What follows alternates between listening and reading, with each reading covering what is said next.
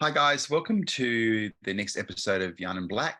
We're lucky enough to actually have Dion Whitfield, who is the newly appointed school captain at Scotch College. Hi Dion. Hi AJ, thanks for having me on. Good to No, be it's always good to talk to you, man. Yeah, absolutely. So first I want to say congratulations on school captain. Yeah, thank you. No, it's a really exciting time and just over the moon, still in a bit of shock, but once the school term starts, I'm sure that'll be alleviated and we'll hit the ground running, trying to make a positive difference for those in the Scotch community, black and white. So yeah.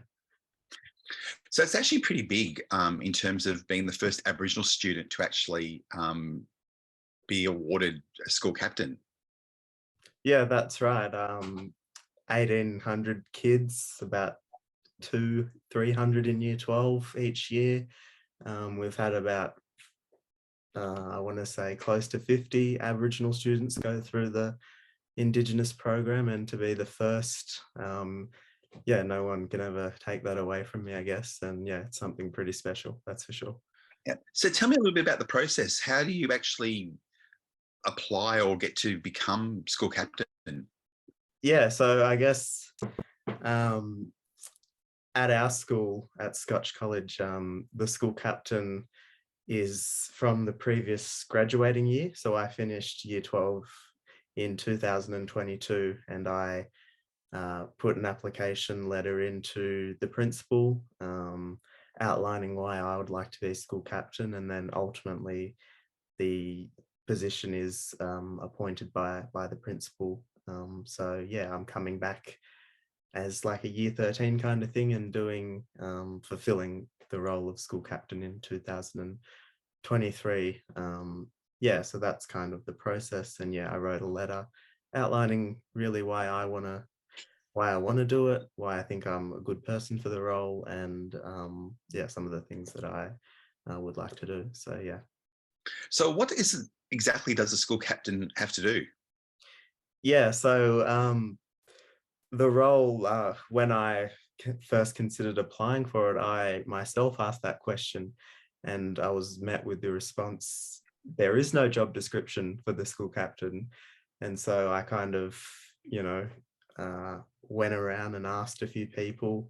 We're lucky as part of the Indigenous program, we have access to tutors, and the tutors are usually old boys, and I was lucky enough to have James Zagami and Charlie Schilling, who were old boys of Scotch, but also school captains. So I was able to ask them a little bit about what the role entailed. And basically, I'm still figuring it out, but you're at a conduit between particularly senior members of staff and the boys. You represent the school on all different occasions, write lots of speeches, advocate for those things that I'm passionate about, but also importantly what boys at the school are passionate about, and really being a voice for all in the Scotch community, and trying to bring together all parts of the school, because as you said before, it is a big school, and we've got our alumni network, our junior school, our senior school. So really trying to bring all of those parts together and make the school a better place. Yeah. Just one question. Is the school captain for the high school or the primary school, for both or for the whole lot? Yeah, so primarily from what I can gather, it's school captain for the senior school, so year 7 to 12, but and the junior school has their own school captain and vice captain, but you are still expected to go up to the junior school and do some work with them. So I see myself as a captain for all in the community. Yeah. Yeah. So what goals do you have for this year in this role? Yeah.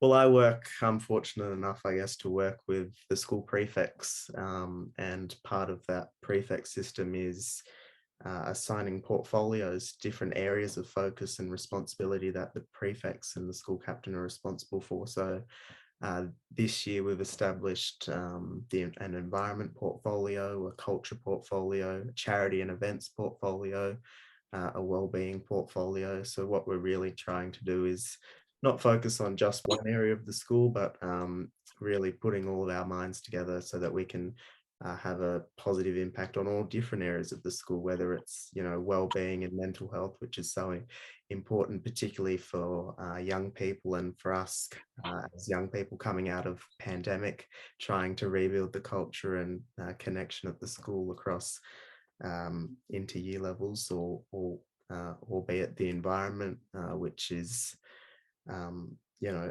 obviously a global challenge currently. So what we're hoping to do is work to make a difference, not just on a local level in terms of working with more Aboriginal people, working with people in the community, but also recognizing that we are global citizens of the world, and we need to be a good moral and global citizen and have an impact right across all levels. So yeah. And I just want to say congratulations again. Thank you. You're also got into University of Melbourne this year as well, which was the option of, instead of going, if you hadn't got the school captain, you would have gone on to Melbourne University. What would you have studied this year? Yeah, so I was fortunate enough to gain a Melbourne Chancellor's Scholarship, which gives me guaranteed entry into a postgraduate course that I want to study. So my first preference was arts at Melbourne Uni, and then with a guaranteed entry into law, which is a postgraduate degree at the university. So yeah, had I not been successful in the school captain position, I would have been headed to Melbourne University, but I've deferred that until 2024. So I will get there eventually, just not in 2023. And I was also successful in gaining a place at Trinity College, the residential college there. So that's where I'll be in 2024. But yeah, we made the decision as myself and family and the careers team at Scotch that it was probably going to be too hard to try and do university subjects and you know, try and keep up with the role of school captain. So that's the decision that I made, and yeah, just excited, really. And congratulations on that as well. Thank you. No, it's great. Just a question I'm going to ask is, tell us a little bit about yourself. Normally we ask at the beginning, but we were so excited about you winning the becoming school captain, so we went into that first. So tell us a little bit about yourself. Yeah, so I come from the Gamilaroi people of Northern New South Wales. Moree is where my family's from, and still got family links there. Many of your listeners would know Moree as a pivotal part, as a town that played a pivotal part in the freedom rides back in the day. And yeah, come from a strong line of men and women from the Gamilaroi people, and very proud to say that I am from there. I think it's really important to never forget where you come from and who you are.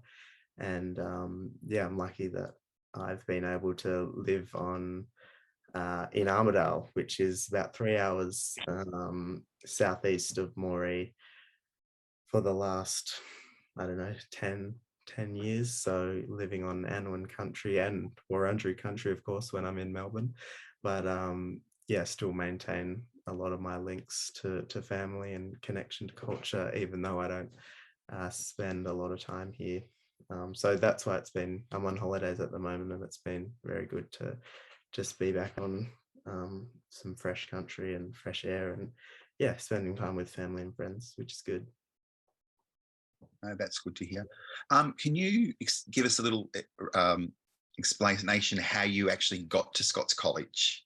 Yeah, so yeah, I always tell people that my Scotch journey, if you like, hasn't been a conventional one, where I've gone from the junior school right through to year 12, but rather I am involved in the Yvonne Goolagong Foundation, which is a program which aims to use tennis and tennis players as a vehicle to promote better health and educational outcomes for Indigenous students right across the country.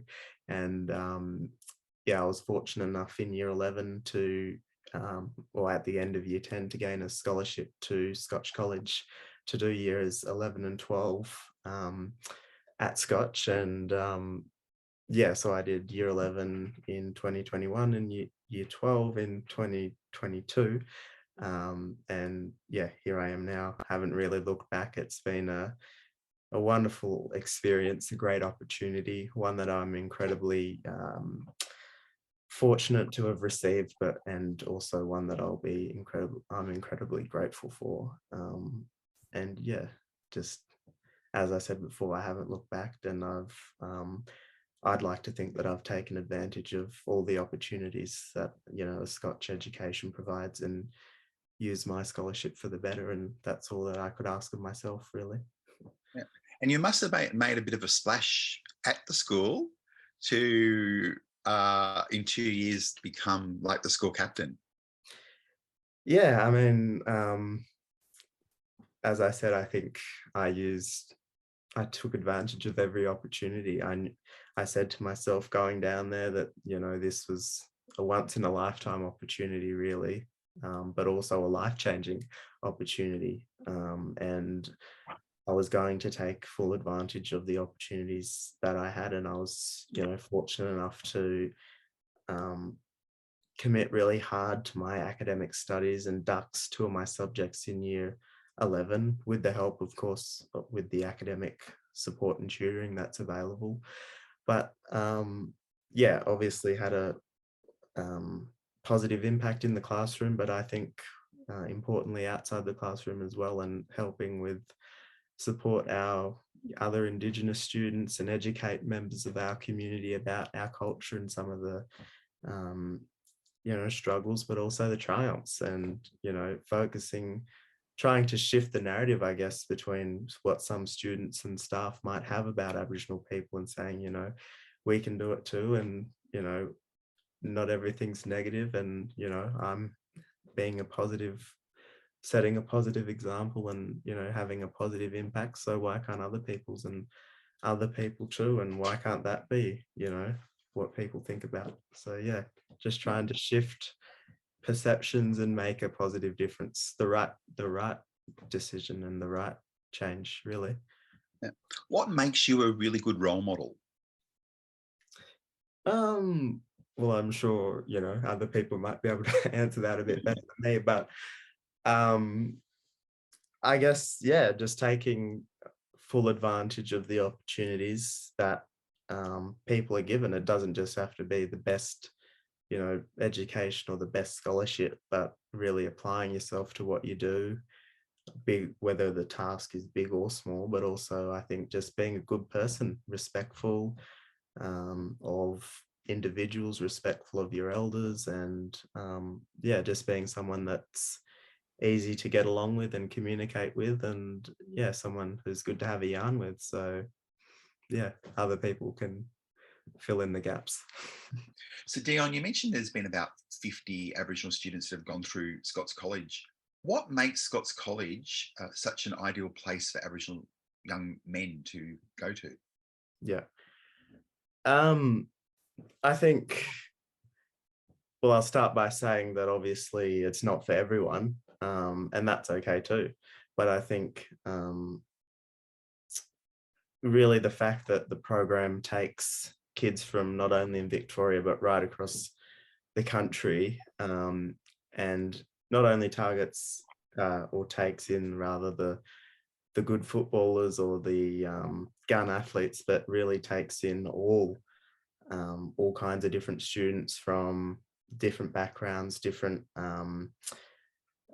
you know, different areas, and really puts them into an environment where they feel supported, have I guess, the ability to pursue their own passions and further the passions that they've already got. And yeah, I guess the fact that you're coming in with other Indigenous students as well is really important.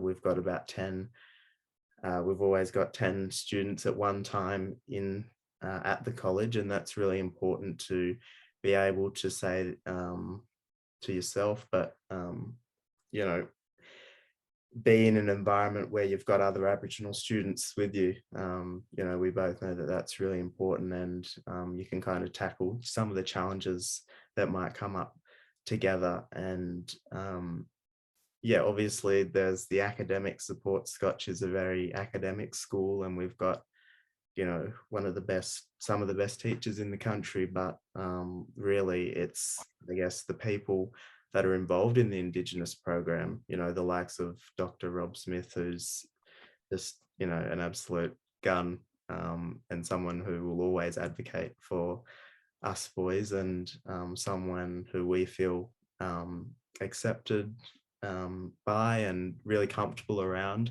But also the likes, or the fact that the program also allows us to connect with culture and connect with other Aboriginal people in the community, and stay connected with our culture in that way. Obviously with yourself and Giraway Ganyi coming into the school, and really enabling us kids to take a sense of pride in our culture, but also stay connected. That's really important. And I think the combination of all of the different facets to the Indigenous program really make it a good one. Some of those things that I've outlined already that go beyond the academic support, but really go to the people, which are at the heart of the program. See, Dion, you're such an advocate in Indigenous issues. What are you most passionate about, and what would you like to see changed in the future? Yeah. Well, I guess coming from a regional part of the country, I'm really passionate about ensuring that particularly people from regional and remote communities in the country, young men and women like myself, have the opportunity to experience a good education. We know all too well that the sad reality is that not all kids, particularly those in regional and remote areas, have the opportunity to experience a good education. So yeah, that's something that I've been fortunate to benefit from, programs like Scotch's Indigenous program that allow people from right across the country, particularly those in regional and remote communities, to experience a good education. So that's one thing that I'm passionate about, is definitely in the future to focus on improving, or giving more opportunities to young Indigenous men and women, so that they can have the same experience that I've been fortunate to have. I'm also more recently been following the debate on the voice to Parliament really closely. You can't really get more relevant than that when it comes to Indigenous affairs. I think that the voice to Parliament seeks to right some of the wrongs of this country that Aboriginal people have faced, and give us a seat at the table when it comes to decisions that affect us. I think it's something that's long overdue, and something that I'll certainly be working towards this year where appropriate, to try and influence change, whether it's in a school context or the wider populace, in terms of getting the yes vote out there, and really pointing towards the benefits that I think a voice to Parliament will seek to deliver. But really just being an advocate for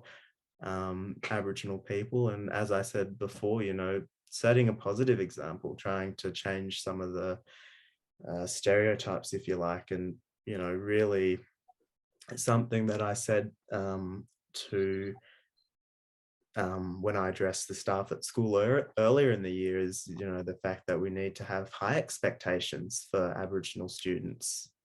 So often, whether it's staff or other non-Indigenous students, don't have high expectations of Aboriginal kids. They have low expectations. You're not supposed to finish school. You're not supposed to go to uni, or at least that's what the stats tell us. So that's something that I'm passionate about, is really trying to change those perceptions and change those narratives, and say that why can't Aboriginal students be like everyone else and achieve at the highest level, and why can't we have the same? Why aren't we expected to be able to do the same as our non-Indigenous counterparts? And yeah, that's something. Those are things that I'm really passionate about, and yeah, hope to improve. Yeah. Where where do you get this passion from? Well, I think I've always, kind of kept up with the news and current affairs, and you kind of see the year on year the closing the gap reports that kind of tell us the state of disarray that Aboriginal um, outcomes are in. We see the disadvantage that some Aboriginal communities face. And yeah, that's something that I've kind of not sat right with me, and we all know it's wrong. Um, so yeah, I guess that's the kind of, just being a uh, conscious kind of avid consumer of current affairs is one part of it, but also I think the fact that my family and friends, particularly my family, have always instilled within me a sense of pride and pride in who I am. And in order to be proud of something, you've got to understand your history and where you come from. And the unfortunate, the uncomfortable truth, if you like, is that this country hasn't always been kind to Indigenous students, and we've not Indigenous students, Indigenous people, and we've had to overcome a lot of adversity, struggle, and in order to just be here today. So I guess the fact that recognizing that I come from, or we all come from, a strong line of Aboriginal uh, resistance to enable us to be here today. And, it's only incumbent upon ourselves and almost our duty to try and uphold and continue, advocating and being passionate about Aboriginal people and Aboriginal affairs. So yeah, that's the other part to it, I guess. Yeah. So Dion, do you have any role models that you actually look up to? Yeah, obviously I said before that I'm a tennis player. So obviously admire, and I've come up through the Yvonne Goolagong Foundation. So yeah, really admire the work that Yvonne Goolagong Cawley has done and continues to do, and Ash Barty as well. So those are kind of the strong Indigenous mentors and people that I look up to. I guess the famous ones, if you like, but also it's important to have people in your like people in your family and friends that you look up to as well. And yeah, my grandparents, they're definitely people that I look up to and take inspiration from. And I recognize that, yeah, I come from, yeah, as I said before, a strong line of Aboriginal women in particular who, I stand on the shoulders of. So yeah, I think for me particularly, it's just important to have a mix of people that you can relate to that maybe you don't know, but also people from your family that have kind of experienced it all before you. So yeah, those are people that I admire. Yeah. So tell us something about Dion that you don't normally tell people about.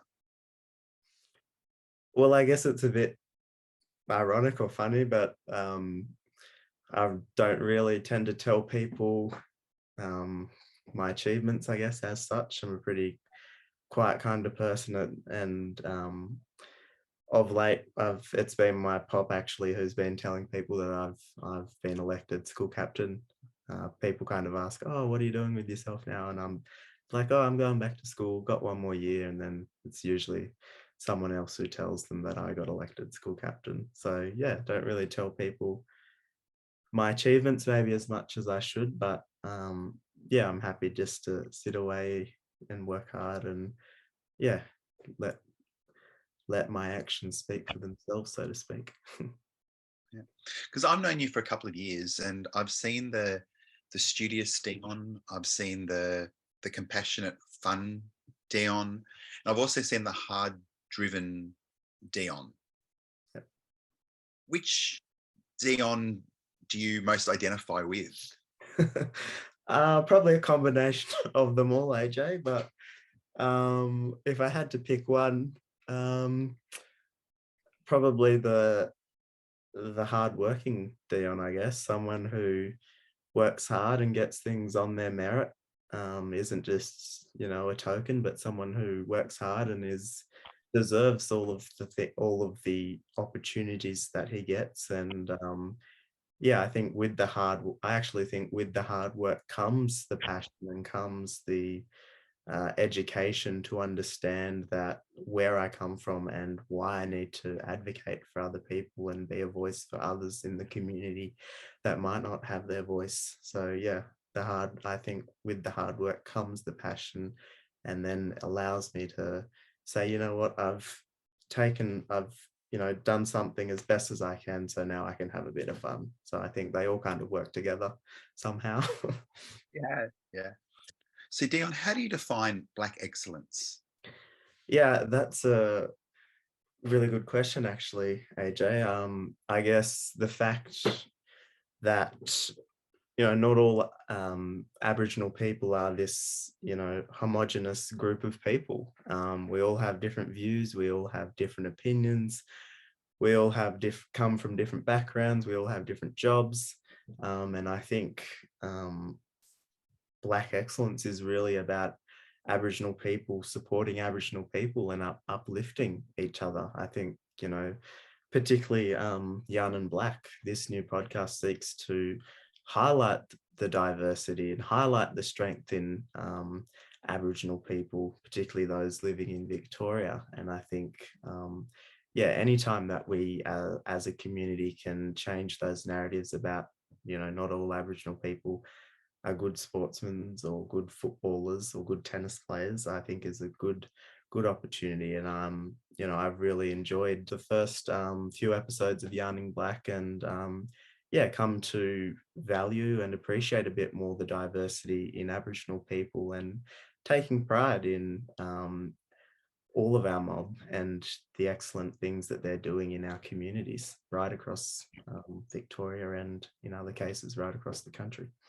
Do you find there needs to be more of that, showcasing the excellence? I think as Aboriginal people, we do a pretty good job of, mob supporting mob and uplifting each other. I think where the change really needs to happen is with our non-Indigenous counterparts who are only viewing, those little news grabs that showcase the negative part of Aboriginal culture and Aboriginal people. And I think, yeah, educating the wider community, the wider non-Indigenous community about the plethora of strength and diversity in our communities is a good thing. And yeah, that's something that I think that we as Aboriginal people, but also as a wider community, need to be actively pushing for. And I think forums like this are absolutely good and encourage that. And that's, part of the reason why I said yes, because this is something that I believe in and, want to see change. So Dion, my final question I've got for you tonight is, what would you like our listeners to walk away with? Well, I guess, being able to tell my story here tonight, I've articulated the fact that I have taken advantage of the opportunities that have come my way. But what I really would like people to understand is that you don't have to be the cream of the crop. You don't have to be school captain. You don't have to be the best. As long as you can walk away at the end of the day and say, you know what, I gave it my best. I gave 100%, and I committed to whatever it is. That's all you can ever ask of yourself. So that's one takeaway. And also, secondly, as we've talked about a little bit already on the podcast, there is a diversity of views and a diversity of different, I think what Ricky described as intersectionalities. There's a plethora of those that make up us as an Aboriginal community. And I think the fact that we should value that, respect that, and, take pride in where we've come from, but also take pride in where we're going. And I think, yeah, anytime that we can support and uplift each other as mob is a good opportunity to do that. And yeah, in closing, I'd just like to thank you, AJ, for having me on and having me share my story a little bit. And I hope, listeners take something away from it. Yeah, I'm sure the listeners have, Dion, and I want to thank you again for participating, and congratulations on the school captaincy. Thank And you. I'll be around at the school making Yeah, sure that everything's doing really well, because I'm very proud of you. no, thank you. It's been great. And to have your support and the support of the team at Giveaway again is really special. And yeah, I'm just looking forward to the year ahead. But yeah, thanks for having me on. It's been great. Yeah. So thanks, Dion. And guys, I'll see you at the next podcast. So good night.